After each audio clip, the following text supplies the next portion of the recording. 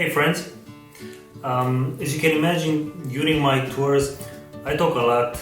I talk about a lot of things with my guests. So we discuss all kinds of topics, ranging from politics to music, art, economy, you name it. We discuss about many things. So I decided to put up a top 10 most asked questions on my tour. So here we go. Number 1. All your tours include hiking. Is hiking for everybody? Well, the answer is yes. And the tours were conceived from the very beginning. I conceived them 7-8 years ago in such a way so that everybody could enjoy them.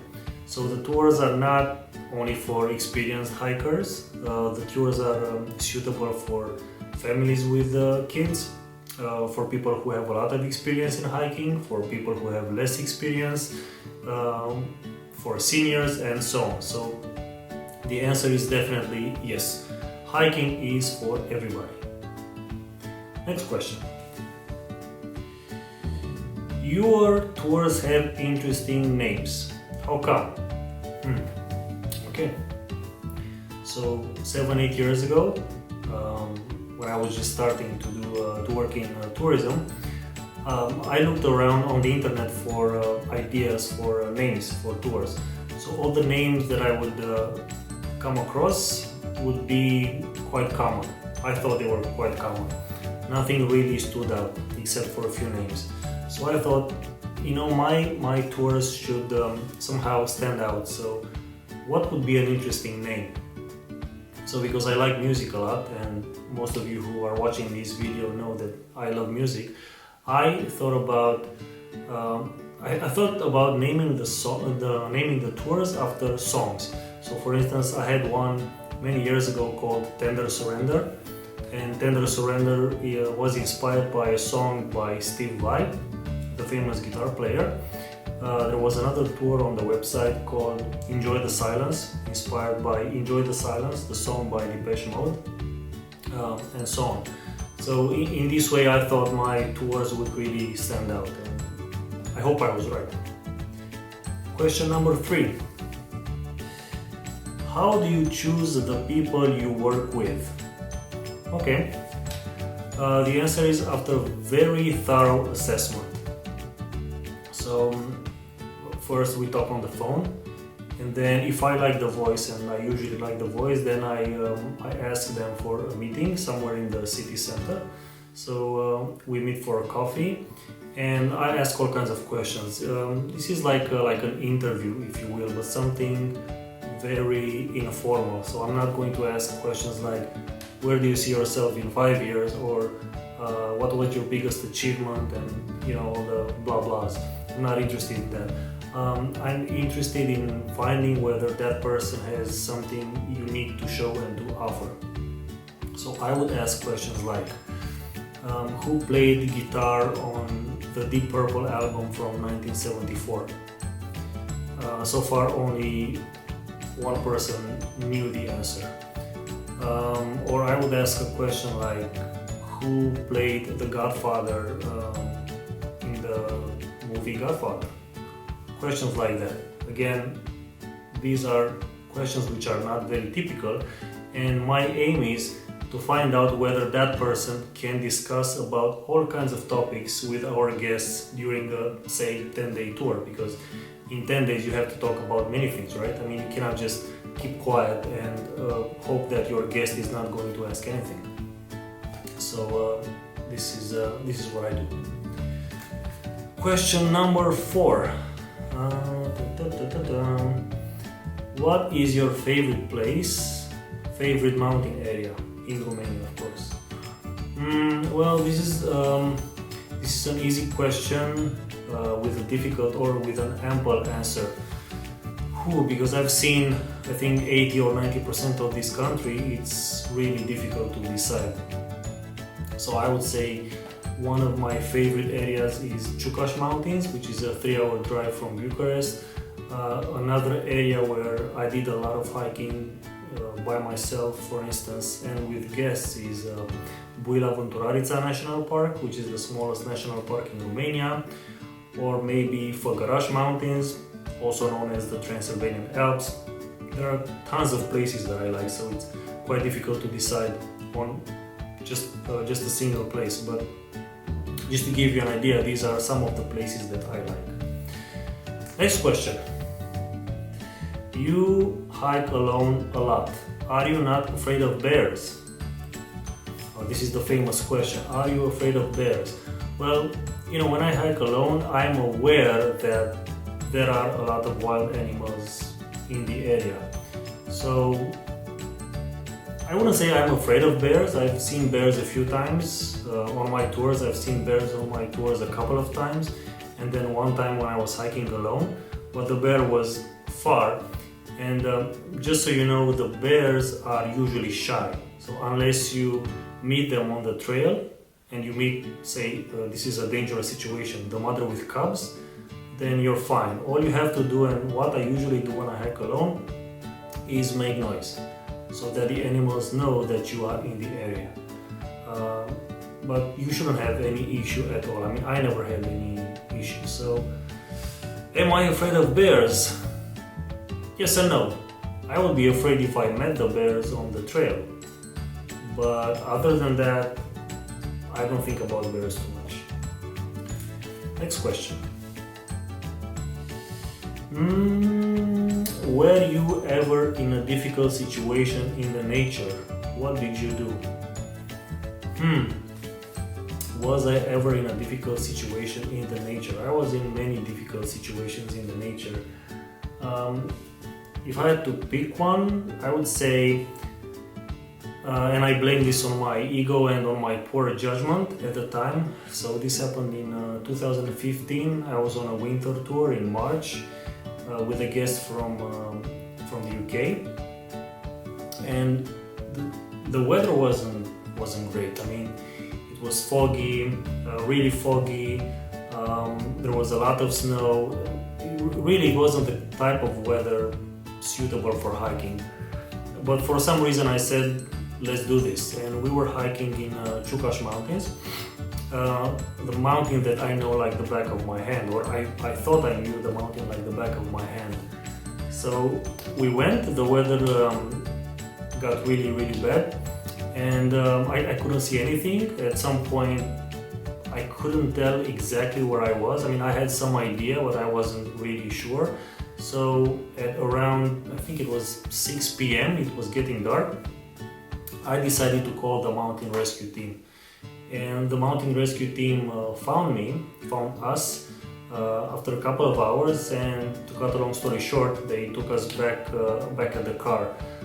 But what I learned from that difficult situation was that I had to make sure that my guest was okay. So I had to talk to him all the time, keep him alert, because he was starting to panic, and he would ask me questions like, do you think they will save us, and so on and so on. So I had to be calm and positive and make sure he would stay calm and positive. And eventually we got back to the car with the help of the mountain rescue team. So that was a difficult situation, and eventually everything was fine. But the mountain gave me a lesson that day. It showed me that ego is not good. Next question. Why do you go hiking alone? Is it smart to do that? Well, the short answer, and I'm going to answer the second question, the short answer is no. It's not smart to hike alone. And to answer the first question, the reason why I do it is because I do a lot of field trips. So I go in all kinds of places by myself because my schedule is quite flexible, so I can go anywhere I want during the week, say on a Monday or on a Tuesday. And I want to find new amazing places, or I want to rediscover old places. I want to take pictures, I want to meet people, and I want to make connections everywhere I go. So basically this is what I do on a field trip. So I go alone because really everybody's working during the week, so it is what it is basically. Next question. Next question is, did you have any difficult people on your tours? If yes, what did you do? Did I have any difficult people on my tours? Of course. I mean, I wouldn't say difficult, I would say that everybody is different, and once you understand that everybody is different, you learn how to adapt. For instance, I remember I had this lady on tour. She was 2 years ago 80 years old, Leanne from the United States, a really famous artist back in New York City. And I remember she would change the plan like every 2 hours. The plan would be different. For instance, I remember we got to Brasov, I think at 8 or 9 p.m. and we had everything planned. I was supposed to stay at a hotel. She was supposed to stay at a different hotel close to the train station. It was a 4-star hotel. And when we got to her hotel, she said, "You know what, Dan, I don't want to stay here because this is not close to the center." And I said, "Okay, so what do you suggest?" She said, "Well, you know what, I want a different hotel and I'm willing to pay for it. I don't care how much it costs." Okay, so it was a very short notice, so I made the arrangements in 15-20 minutes and I found her another hotel. And every day she would do the same thing. For instance, she would call me and say, "Dan, you know what, I know we were supposed to go on this tour today in the city, but I changed my mind and I made an appointment at the I want to do my nails. So relax, go and eat, do whatever you want, and we'll meet tomorrow." What can you do? You adapt. Next question. Any little funny stories from your tours? Man, I could speak volumes about all kinds of stories from my tours. Short funny one. Let me think. Yeah. So I was on this tour. This was one of my first tours, like 7 years ago, and I went on this tour with two really lovely people from the United States, from Minnesota, Cork and Margaret. She was, I think, around 76, and he would have been in his 80s. And this was a tour at the seaside, one-day tour. So I didn't know much about the places, and because I didn't know exactly how to talk to them and what to do, what to say, and so on and so on. And I didn't have time to prepare for the tour. I wrote all kinds of notes about the tour in a small notebook, and I had it with me. So every time we would stop somewhere, or I would learn in the toilet. So I would go to the toilet, say that I need to go to the toilet, and then I would stay there for 10-15 minutes and just read my notes.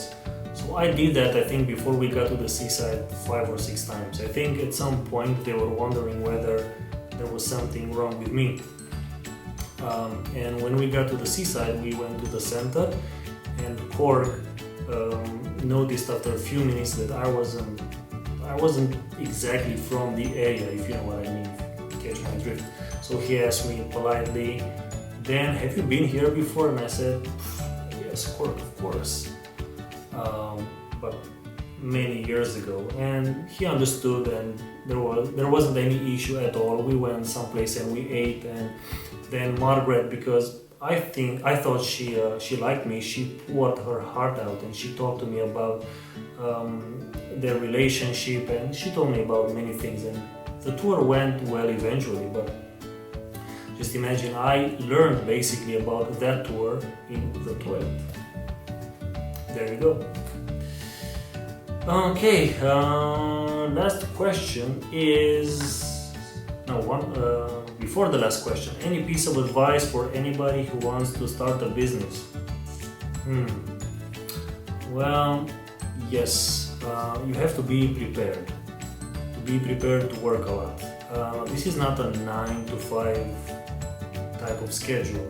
You have to be aware that you're going to work a lot more.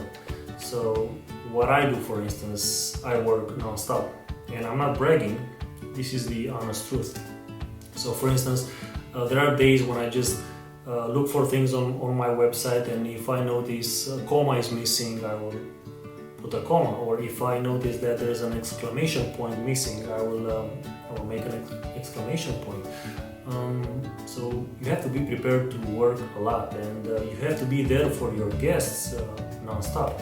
And even if you have people who are working for you, you still have to be there and make sure that everything is okay, because your name will be on everything that they do, right? If something goes wrong, for instance, your name will be there.